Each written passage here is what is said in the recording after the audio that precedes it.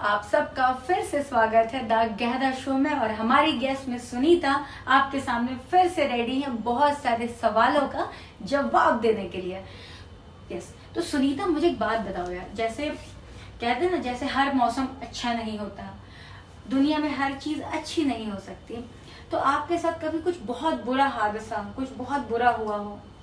बहुत बुरे हादसे तो वैसे बहुत बार हुए, बट मेरी लाइफ का सबसे क्या मैं बड़ा ऐसे नाम दूं कि जिससे कि एकदम जैसे कहते हैं रूह कांप जाए, ऐसा एक ही हादसा है जो मुझे आज भी अच्छी तरह से याद है, जो गुजरात में बड़ौदा में मेरे साथ हुआ था। कि किसी फ्रेंड के थ्रू मैं गई थी वहाँ पे सारी शूट के लिए, मेरा शूट भी हो गया और जो अमाउंट हमारी फाइनल हुई थी, जैसे कि कोई काम देता है तो हमें उससे कुछ परसेंटेज भी देने होते। हालांकि वो फ्रेंड थी, लेकिन क्या है कि बॉम्बे में सब लोग रेंटल रहते हैं, तो हर किसी को सर्वाइव करना है, तो मैं भी पैसे दे देती हूँ, मैं उस चीज़ों के मन मुटाव नहीं रखती हूँ। तो बात हो गई थी, मेरा शूट खत्म हो गया, बट उन लोगों को फिर से उनका कुछ दिन बाद उनका शूट था, तो वो लोग कुछ एडवांस पेमेंट भी मुझे करके गए थे।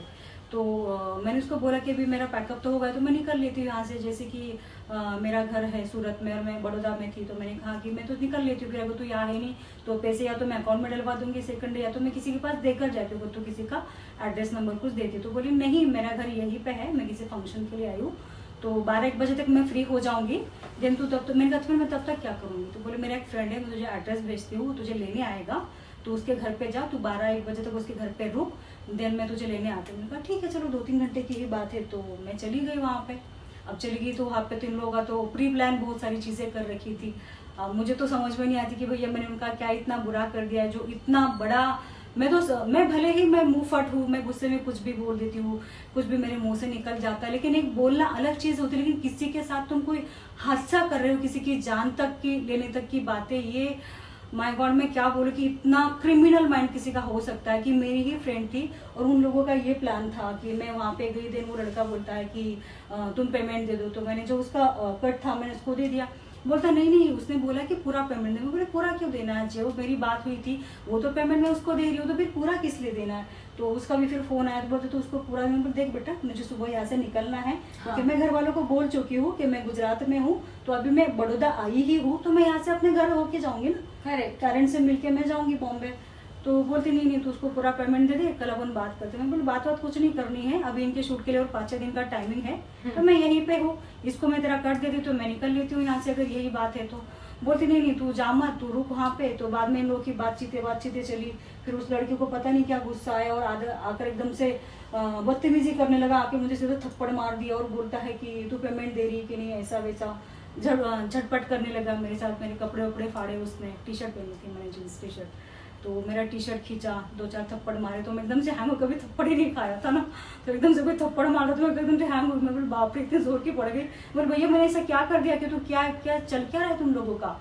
बोले नहीं, तेरे को समझ में नहीं आता कि तुझे पेमेंट देने के लिए। बोले ठीक है ना, तुम लोगों का जो अमाउंट बनता मैं वो दे रही हूँ, अगर तुझे कुछ प्रॉब्लम है तो और 5,000 मैं एक्स्ट्रा जो मैं कमा लूंगी यार, मैं एक्टर हूँ, मुझे कहीं भी मिल जाएगा। एक और एक्स्ट्रा पेमेंट देने से मेरा कुछ लक नहीं चला जाएगा ना, ऐसा नहीं कि मुझे काम ही नहीं मिलेगा, मैं कमा लूंगी कहीं पर भी। बट उन लोगों का भगवान जाने क्या टशन थी उसे मुझसे, तो वो लड़का ज्यादा बदतमीजी करने लगा, उसने मारपीट शुरू की, जबरदस्ती करने की कोशिश भी की। देन ऐसे मेरे बाल पकड़े और मुझे ऐसे डोर पे फेंका था, जैसे हम फुटबॉल को जैसे किक मारते हैं, तो ये बाल पकड़ के मुझे ऐसा फेंका, जो दरवाजे का जो कोना होता है ना, ये वाली बॉर्डर, वो मेरे यहाँ लगी थी। तो फिर से ऐसा फिसले, फिर ऐसा मुझे फिर से ठोका दीवार वगैरह पे। तो ये जो है, ये 3 जो टॉट दिख रहे हैं और ये जो दिख रहा है ना, ये वो है।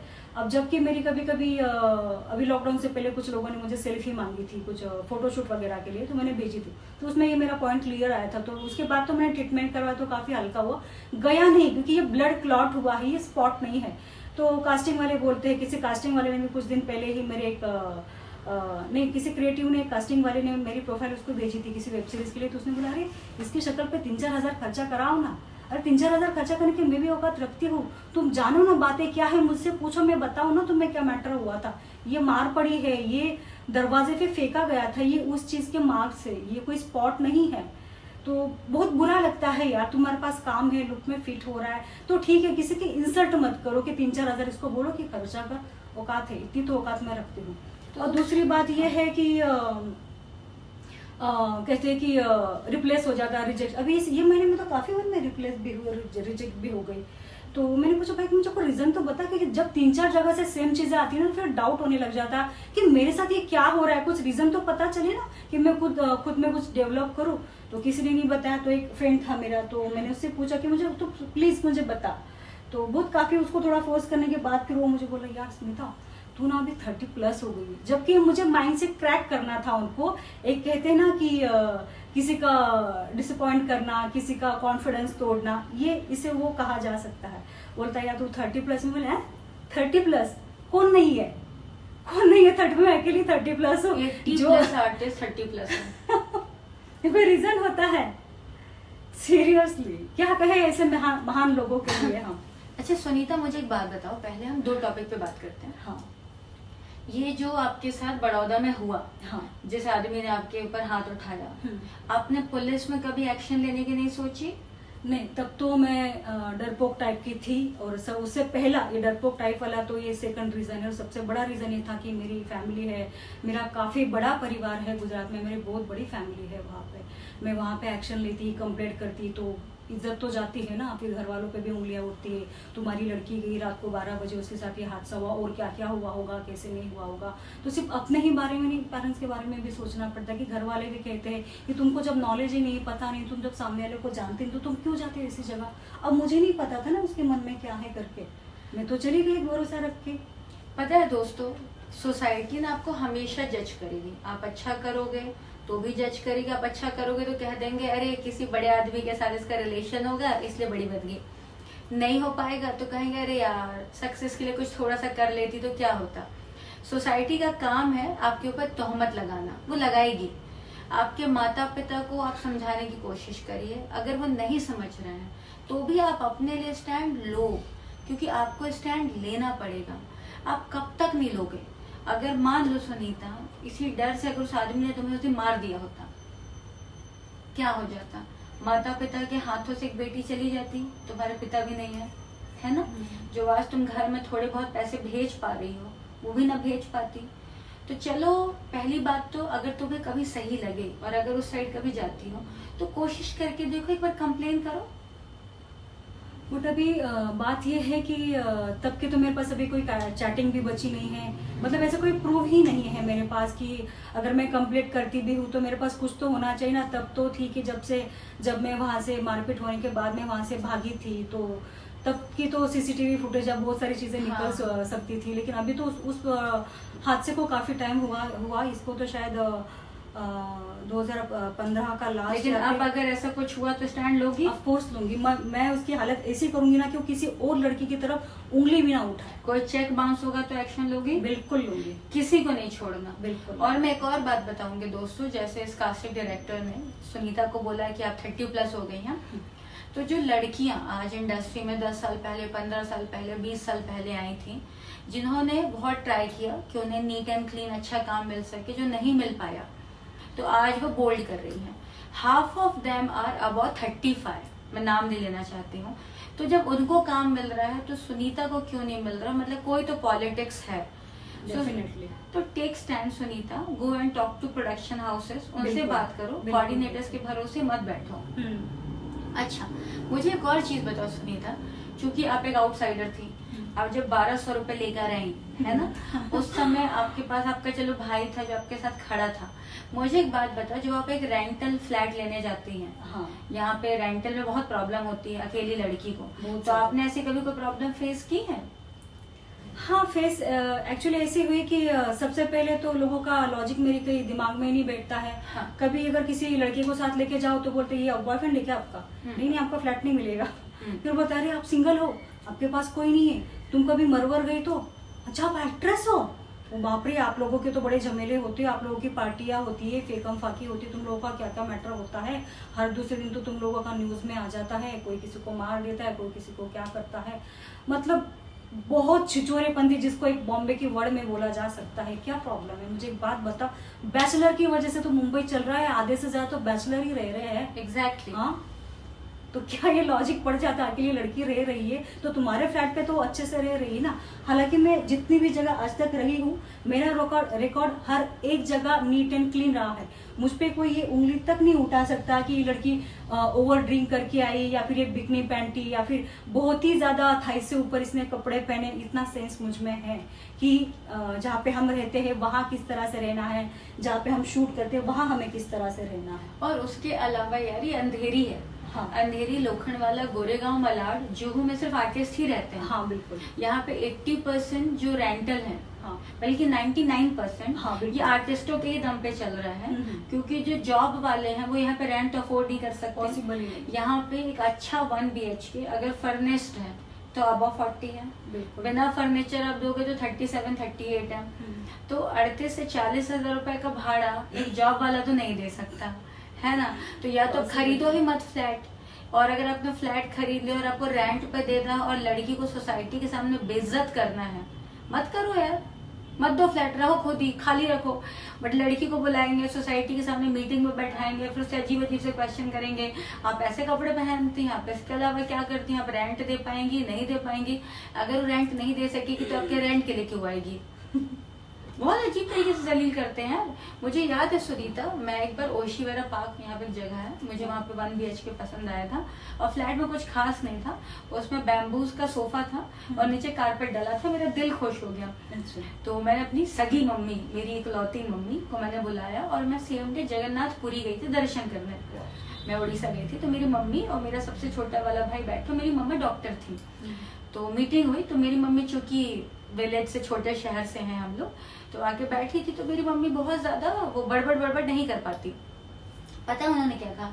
ये मेरी सगी मम्मी नहीं है। लिटरली मेरी मम्मी जो एकदम मेरे जैसे दिखती है, आइडेंटिकल, सेम बैठी हुई पूरी मीटिंग करती। सेकंड डे बोलते हैं आप एक नकली मम्मी लेकर आए थे। मैंने कहा यार, ऐसे कहते हैं। हाँ, जबकि वो आईडी कार्ड में क्लियरली लिखा हुआ है, मेरी मम्मा का नाम सीता तिवारी था, सीता तिवारी, बच्ची का नाम, पापा का नाम। तो यहाँ पे तो जलील करने के लिए मौका चाहिए, लोगों को मौका चाहिए। अच्छा, मुझे एक और बात बताओ, जैसे आपके सर्कल में आप बहुत लोगों को मिलते होंगे जो कहते होंगे पार्टीज में चलो। हाँ। यार पार्टीज में जाएंगे तो काम मिलेगा, यार पार्टीज अटेंड करते हैं वहाँ प्रोड्यूसर मिलेगा। मुझे ये बताओ, आज तक अगर आपने जो भी पार्टीज अटेंड की होंगी तो कौन सी पार्टी अटेंड करने से आपको काम मिला है? एक भी नहीं। पार्टी अटेंड करने से तो मिला ही नहीं। हालांकि बहुत कम पार्टी करती हूँ, बहुत मेरे क्लोज फ्रेंड है, 2-4-10 पार्टियां शायद मैंने की होगी, 1 रुपए के काम नहीं मिला है। और दूसरी बात यह है कि इनका तो सबसे पहले यही लॉजिक होता है कि आज शाम को क्या कर रही हो? हाँ, तुम घर पर ही हो ना, शूट तो कर नहीं रही हो, तो आ जाओ, चलो बैठते हैं बीच पे, खाते पीते हैं। काम के लिए कॉल नहीं करेंगे, जबकि ये लोग अच्छे लेवल पे काम कर रहे हैं। अगर यही दोस्त एक दूसरे को कोऑपरेट करेंगे ना, यहाँ पे कोई प्रॉब्लम भी नहीं रहेगा और ज्यादा साल भर भी नहीं लगेगा एटलीस्ट डाउन पेमेंट डालकर फ्लैट लेने में।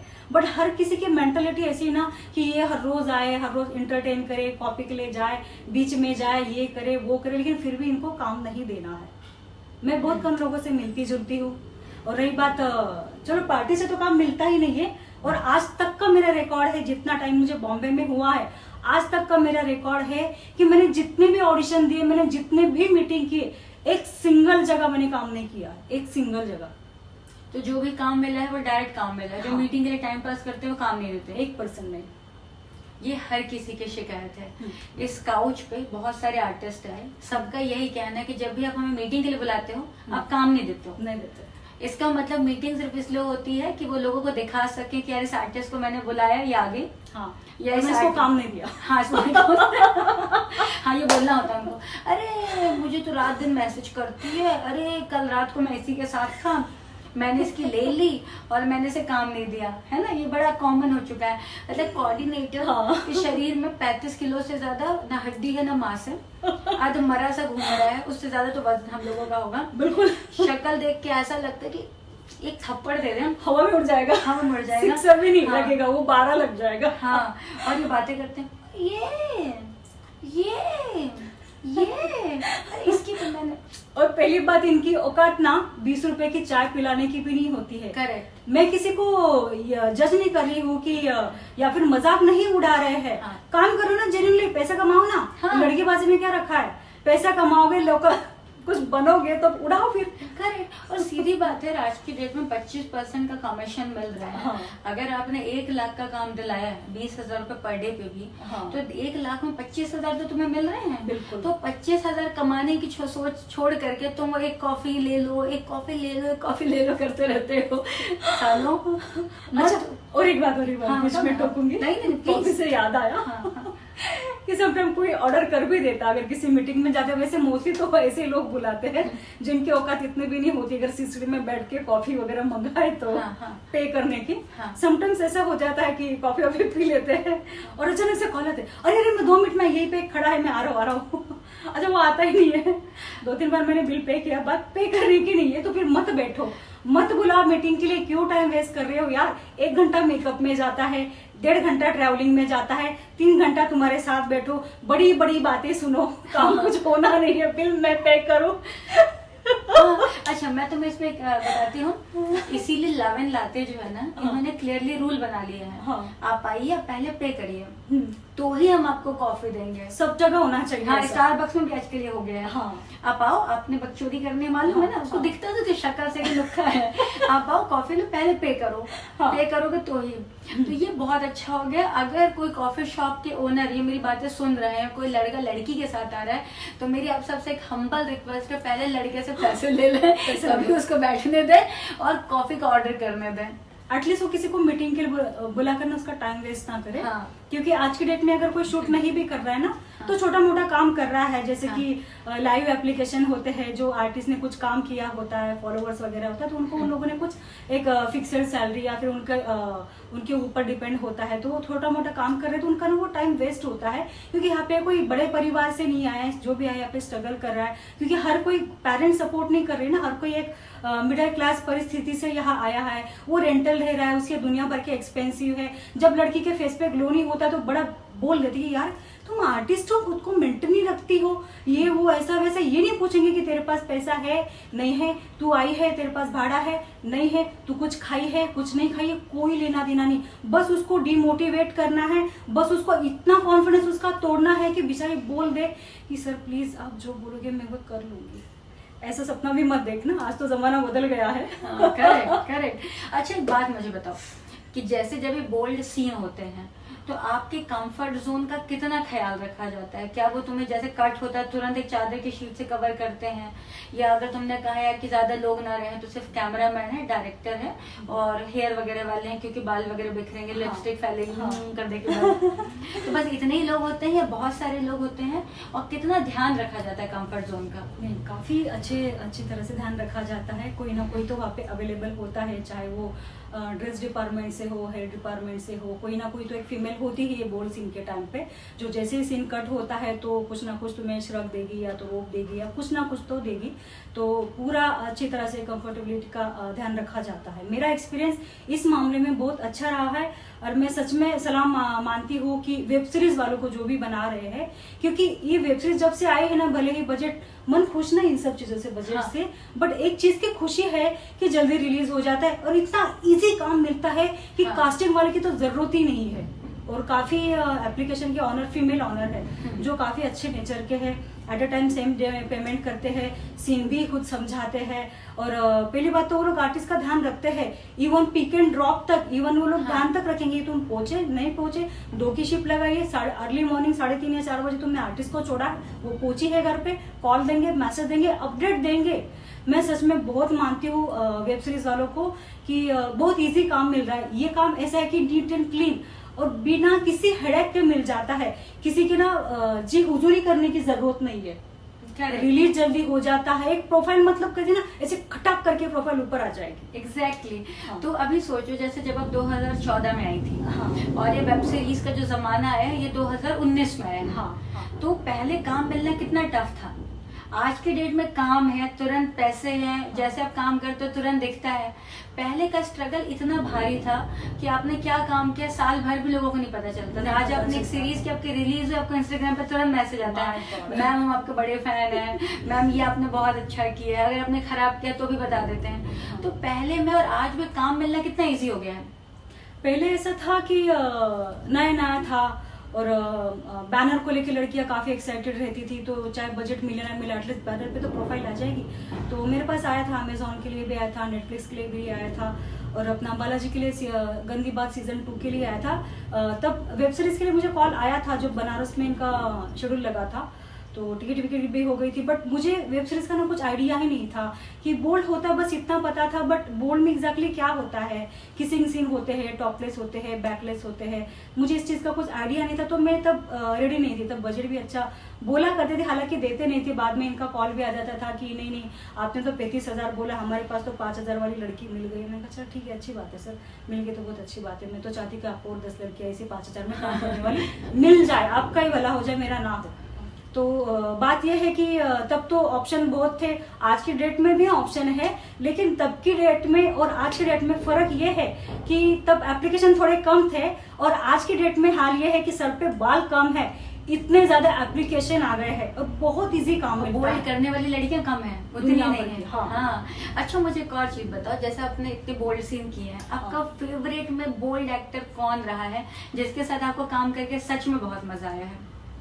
सबसे पहले तो शेक्सपियर का नाम होगी। अरे बिल्कुल यार, he's a nice मेरा person। फर्स्ट एक्सपीरियंस था शेक्सपियर के साथ, कि उसमें सीन बहुत ज्यादा थे मेरे कि हाँ। बुक सकिंग सीन थे, बैकलेस पूरा न्यूड था, लोअर पोर्शन नहीं था, टॉपलेस था, बुक बेसिंग वगैरह सीन था। हाँ। तो मुझे सच में मैं जाने से मैंने हाँ तो बोल दिया था शूट के लिए, हालांकि मैं बोल्ड के लिए मैंने खुद को बहुत अच्छी तरह से प्रिपेयर कर लिया है कि इनके से अगर वहां जाके कुछ और भी होता है थोड़ा बहुत सब एज अ सपोर्ट के लिए, कि मैं इतना तो मानती हूँ कि चलो यहाँ तक आपने बात की है, अगर इससे एक्स्ट्रा भी थोड़ा बहुत करना है तो मैं उतना मान जाती हूँ, हाँ, लेकिन लेवल से ज्यादा बढ़ के नहीं, बजट बढ़ेगा, ठीक है। हाँ। बट बात ये रही कि शेक्सपियर के साथ मेरा एक्सपीरियंस बहुत अच्छा रहा, क्योंकि जब तक तुम्हें सामने वाला एक्टर तुम्हें सपोर्ट नहीं करेगा, जब तक उसके टच में तुम्हें एक सेफ्टी की, पॉजिटिविटी की तुम्हें फीलिंग नहीं आएगी ना, तुम एक पर्सन एक्सप्रेशन नहीं दे सकते, ना तुम सीन प्रॉपरली कर पाओगे।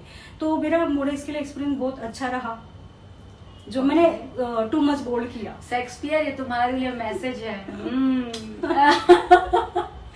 अच्छा, और जैसे कि इतनी सारी एक्ट्रेसेस हैं बोल्ड में, तो जैसे तुमने जिसके साथ काम किया है वो तुम्हें कौन सी अच्छी लगी, और जिसके साथ तुमने काम नहीं किया तुम उसके साथ काम करना चाहती हो, वो कौन है? ऐसा तो मेरी फेवरेट सिमरन ही है।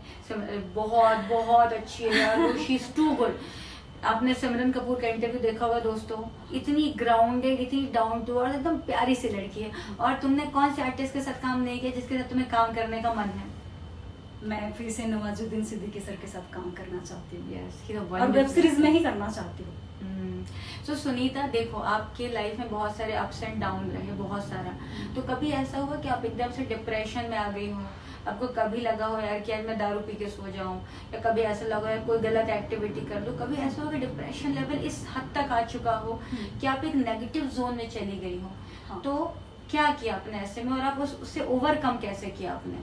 हाँ, मैं लॉकडाउन से पहले बहुत ज़्यादा डिप्रेशन में चली गई थी, कुछ पर्सनल इश्यूज भी हुए थे, और लॉकडाउन से पहले मैं काफ़ी बुरी तरह से डिप्रेशन में चली गई थी। और मैंने मेरे काफ़ी फ्रेंड लोगों को भी बोला था कि मेरा मन कर रहा है कि मैं तो खुद को ख़त्म कर दूं, या फिर मैं ऐसा क्या करूं कि मैं गायब हो जाऊं, मैं ये दुनिया ही ना देखूं, क्योंकि इतने एफर्ट्स लगाने के बाद भी अगर रिप्लेस या रिजेक्शन का जब धब्बा तिलक लगता है तो बहुत बुरा लगता है। और ऊपर से ये करने वाले, ये वहां से नहीं होता है जहाँ पे अपनी प्रोफाइल जाती, ये कौन करते हैं? ये अपने अपने ही करते, जो अपने फ्रेंड्स होते हैं ये लोग ही करते हैं। तो क्यों करते यार, तुम दोस्ती के नाम पे दब्बा हो, फिर कोई मतलब ही नहीं। तो मैं बहुत बुरी तरह से डिप्रेशन में चली गई थी।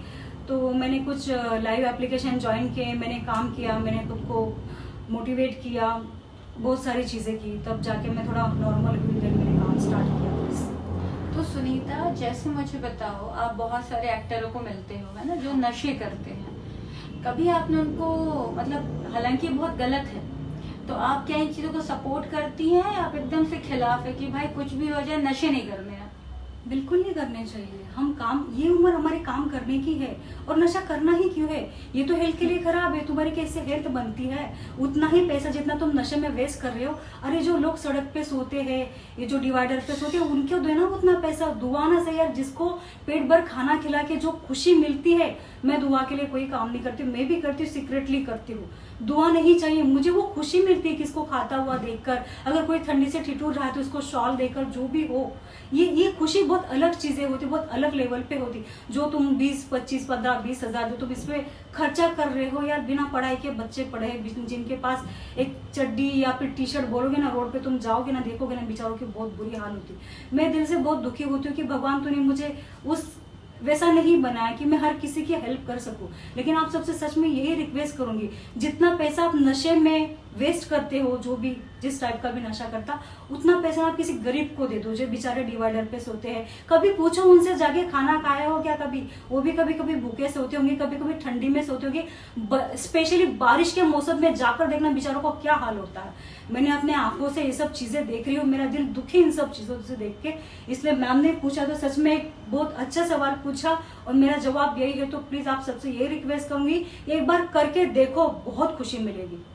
करेक्ट। तो सुनीता, आप अपनी यहाँ पे इंस्टाग्राम आईडी बताइए, और अगर आप अपने फैंस को कोई मैसेज देना चाहते हैं वो दे दीजिए, ताकि लोग आपको फॉलो कर सके और आपसे कुछ सीख सके। तो मेरी इंस्टाग्राम आईडी है राजपूत सुनीता एक्ट्रेस करके। और मेरा मैसेज यही है कि स्पेशली पहले तो फिल्म इंडस्ट्री के लिए कि जेन्युइनली काम करना स्टार्ट कर दीजिए सर। अगर आपके पास सच में आर्टिस्ट का ही नंबर है तो फिर घुमा घुमा के कास्टिंग वालों के थ्रू क्यों लाना है। बात बजट की तो ऐसे भी होती है वैसे भी होती है, क्योंकि कास्टिंग वाले ना, कुछ कास्टिंग वाले, मैं सबका नाम नहीं ले रही, वरना पता चला कल से तो मैं तो पागल हो जाऊंगी, फोन उठा के बोलेंगे हमने क्या बिगाड़ दिया। तो मैं सबका नाम नहीं ले रही, 2-4 लोग हैं ऐसे कि बहुत इरिटेट करते हैं। जबकि मुझे बताते भी, मुझे पता चले कि इसी प्रोडक्शन में प्रोफाइल की ये वो बंदा बात कर रहा है, तो मैं उनसे कॉल करूँ ना, बात करूँ। जब मुझे कोई कास्टिंग वाला कहता है ना कि तुम्हारी प्रोफाइल रिप्लेस हुई है, रिजेक्ट हुई है, और प्रोडक्शन वाला तुमको जानता है इसलिए रिप्लेस, यार ये कौन सा रीजन हुआ कि वो तुमको जानता है इसलिए रिप्लेस हुई, यार ये क्या लॉजिक हुआ। तो सर प्लीज आप कॉन्टेक्ट कीजिए ना, मेरे कहने का मतलब यही है। बाकी लोगों से तो यही कहना चाहूंगी कि फॉलो कीजिए गहना मैम को भी, अब आपका आशीर्वाद बना रहे हैं हम पर भी, मैम पे भी। और thank you so much shows देखने के लिए। थैंक यू गाइज, ये थी मिस सुनीता मेरे साथ में। अगर आगे चल के आप इनसे कोई भी सवाल या जवाब कुछ भी आपके पास में, प्लीज मुझे लिख भेजिए, मैं इनसे जवाब लेकर यानी खुद बुलाकर फिर से इनका इंटरव्यू लूंगी। And thank you so much for coming here. और दोस्तों, आप लोगों ने मेरा इंटरव्यू देखा उसके लिए थैंक यू। प्लीज लाइक करिए, सब्सक्राइब करिए और देखते रहिए द गहना शो को। Thank you so much.